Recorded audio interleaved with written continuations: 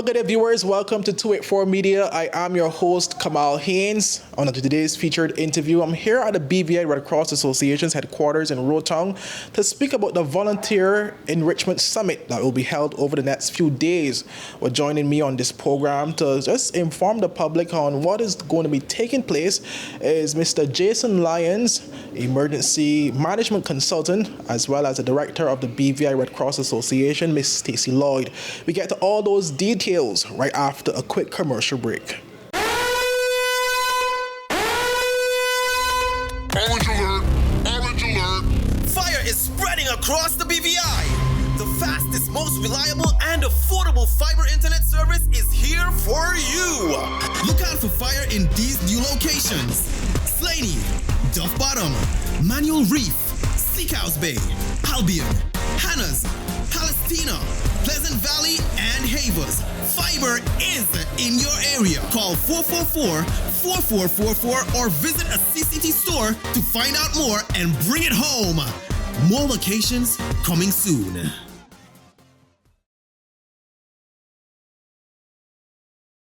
At Partners for Kids, your child's health and happiness are at the heart of everything we do. We've been the trusted medical home for children and adolescents up to 18 years old. And now, we are excited to welcome a new member to our family of healthcare professionals. Introducing Dr. Aisha Maxwell, our new family practitioner. Dr. Maxwell brings a wealth of experience and deep passion for pediatric and adult care, ready to join our team in providing first-rate health services to your family.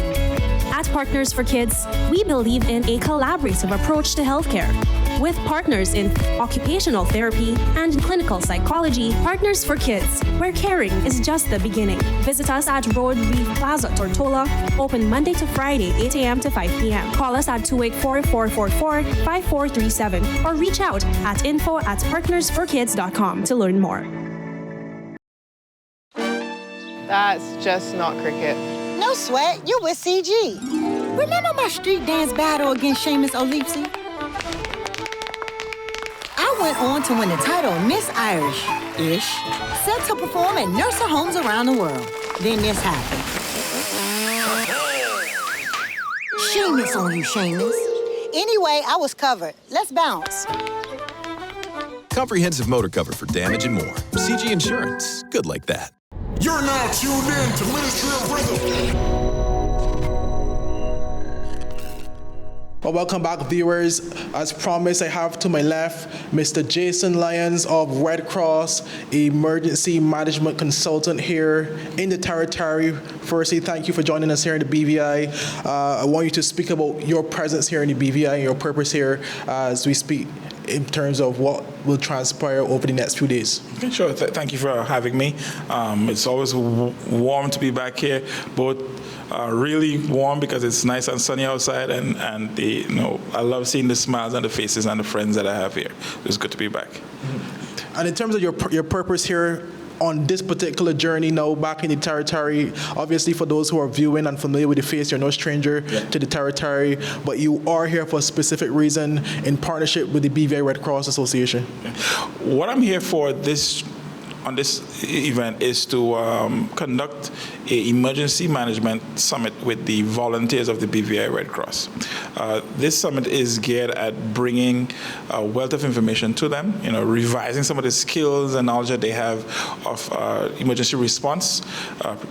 And then we're going to bring some new things. The world is always changing, new technologies, new methodologies, and we're going to have to make sure that they're up to date with their skills so that the BVI community is safer. Mm-hmm. And we do know the importance of training as it relates to not only renewing some of the skill sets of persons, but also teaching persons new skill sets that wouldn't have previously been privy to such information. I want you to speak on the training summit that you have going on in the territory this week, and just speak on what some of the persons can expect as it relates to some of these training sessions and the main simulation that will occur on Saturday. Yeah, so the topics we want to cover is three main things, and these are some of the voids or gaps that we identified in the local response mechanism. The first thing is understanding the how to manage disaster volunteers. Disaster volunteers could be, long-standing volunteers that are constantly with the Red Cross or other disaster agencies in the territory. But then, when you have a disaster, you have a bunch of persons that can say, hey, I want to help, right? And how do we manage that influx of people? How do we assign skills and different duties to them? So that's one. Two, we're going to be looking at understanding how advanced first aid ties into this whole response system. So everyone here becomes all volunteers of the BVI Red Cross are Red Cross first aid trained. We want to bump that skill up, make them more skilled in the first aid world. So we're going to do some advanced first aid with them. The last main topic we're going to be covering is something called resource mobilization, which dives into understanding where, how, and why we pull the resources necessary to respond to disasters. That might be financial resources, that might be personnel resources, that might be skills and actual tangible things that we're going to be using, and understanding how these three things come together to make that. The simulation is going to be conducted will show or demonstrate how these three things come together, and we'll have the volunteers, the participants of the training, use the skills they get in the training to implement response work once we get out in the field. And speak on as well some of the in terms of the durations of these trainings and the days that the trainings will be conducted. Emergency work tends to be when people are available, when you're working with volunteers. And so we know everybody's working, so on evenings and afternoons when they finish work, they come over here and do some more work. We do some work this week. So they're gonna have some long evenings, so from 5 o'clock until, really for me, it's up until they're ready to go home. But it's, the schedule time is 5 until 8, I believe, and so we're gonna do that every night for the rest of the week and into Saturday to make sure they get training. And the big day is Saturday. Obviously, I was informed that the particular training, particular simulation is obviously going to be a surprise. No one would be told exactly what to expect. But based on the training that will be undertaken over the next few days, I want you to speak about some of the scenarios that these guys are training for. Yeah. So, as you rightfully said, the scenarios that is going to be, the particular scenario is going to be a surprise.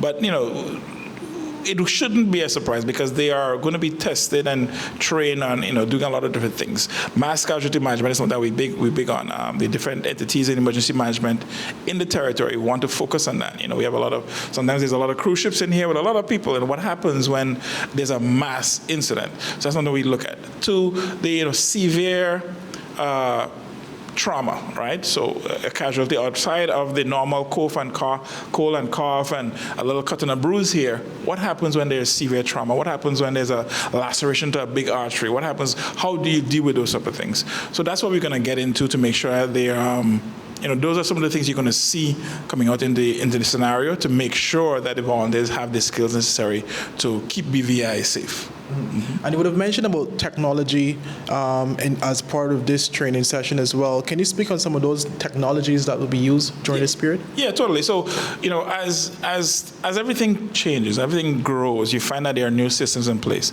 right?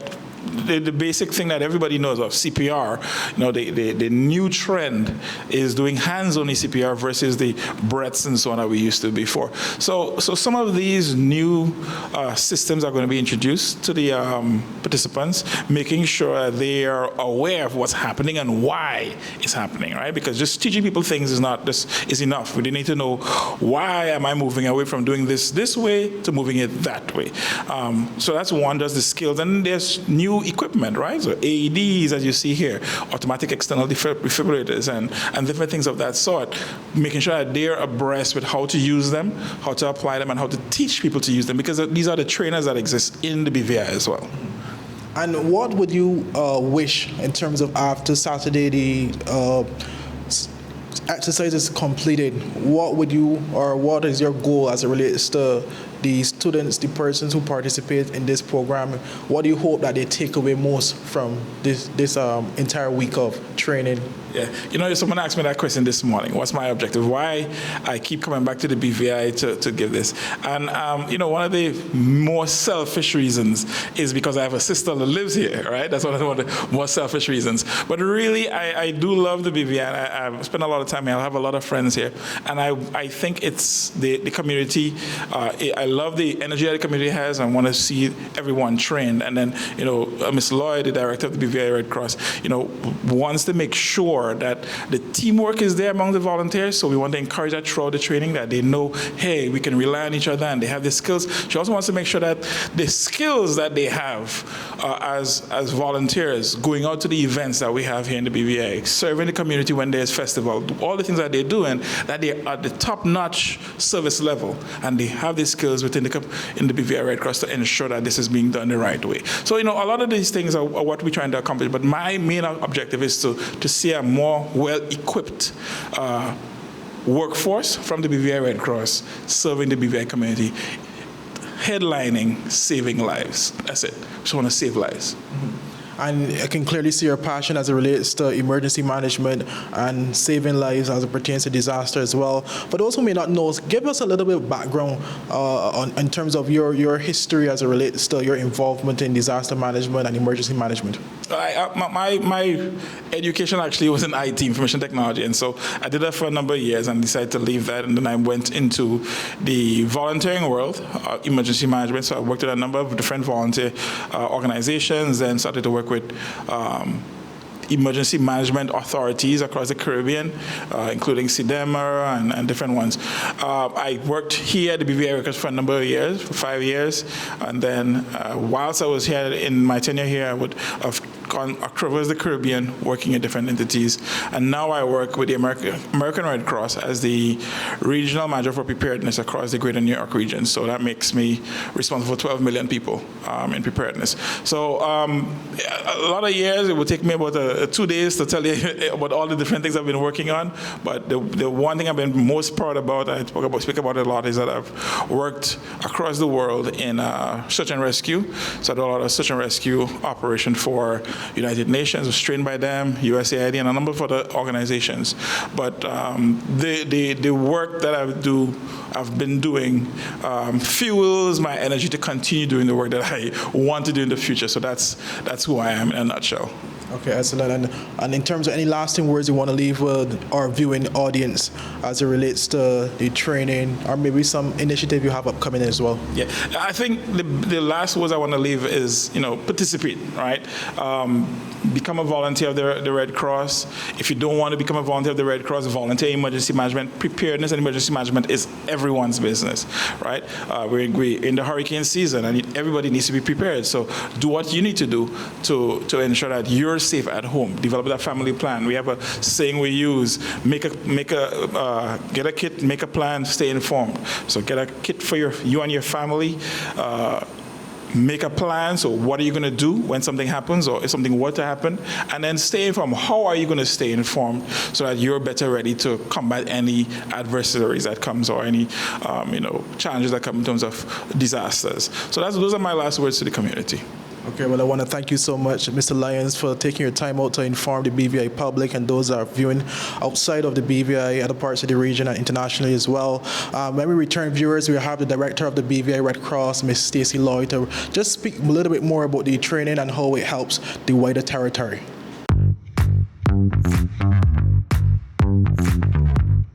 Hi, my name is Judy, VI Motors Operations Assistant, and today I'm here with Ding, one of our mechanics, and we are going to show you how you can check your engine oil level, as it's an essential part in maintaining your engine's health. First, let's pop the hood. Here's the oil dipstick. We'll pull it out, wipe it clean with a cloth, reinsert it, and pull it out again to get an accurate oil level reading. As you can see, the oil level should be between the minimum and maximum markers on the dipstick. If it's below the minimum, it's time to add some oil. Checking your oil level is simple yet a crucial task. Make sure to do it regularly to keep your engine running smoothly. And remember, if you're not sure about your vehicle's specific oil requirements, always consult your owner's manual or a professional mechanic at VI Motors. We offer a diverse range of top quality engine oils, so visit us at Dove's Bottom or our location at Patch Point, Virgin Gorda, or call us at 494-2496 or visit us on our website at www.vimotors.com. Some claim that the age of a true gentleman is far behind us, but we disagree. He may appear in different guises today, but the values and ideals that make him a gent still stand. The Art of a Distinguished Gentleman by yours truly, Ron Grant, presents Season 6.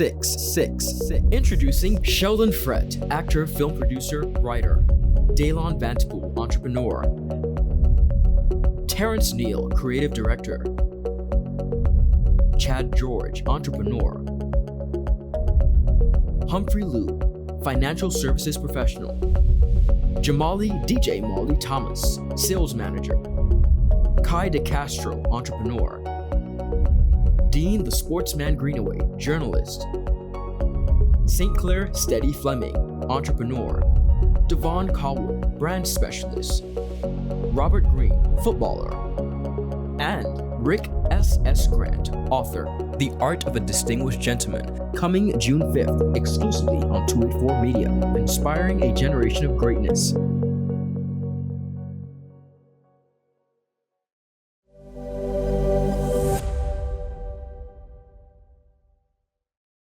At Partners for Kids, your child's health and happiness are at the heart of everything we do. We've been the trusted medical home for children and adolescents up to 18 years old. And now, we are excited to welcome a new member to our family of healthcare professionals. Introducing Dr. Aisha Maxwell, our new family practitioner. Dr. Maxwell brings a wealth of experience and deep passion for pediatric and adult care, ready to join our team in providing first-rate health services to your family. At Partners for Kids, we believe in a collaborative approach to healthcare. With partners in occupational therapy and clinical psychology, Partners for Kids, where caring is just the beginning. Visit us at Road Reef Plaza, Tortola, open Monday to Friday, 8 a.m. to 5 p.m. Call us at 284-444-5437 or reach out at info@partnersforkids.com to learn more. You're now tuned in to Ministry of Rhythm.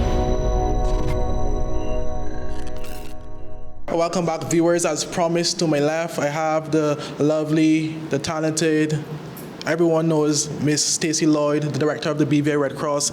Thank you for joining us here today.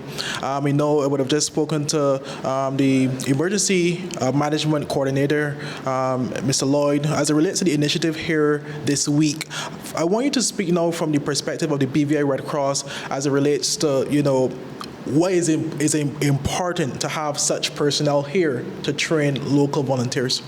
Well, training in order for our volunteers and staff to provide the most up-to-date emergency management service to the BVI, we have to ensure that our volunteers and staff are trained. Therefore, training is one of the most vital things that we can do for our volunteers and for our community. So we invest heavily in making sure that they have the resources, they have the training, and they have the tools so that when it comes to saving lives in the BVI Red Cross is there and providing the service that is needed. Mm-hmm. And in terms of that, as you said, you spoke about the importance of that, and the BVI is no stranger to disaster, obviously, from that of the 2017 hurricanes and even some of the recent flash floodings that we do see here in the territory.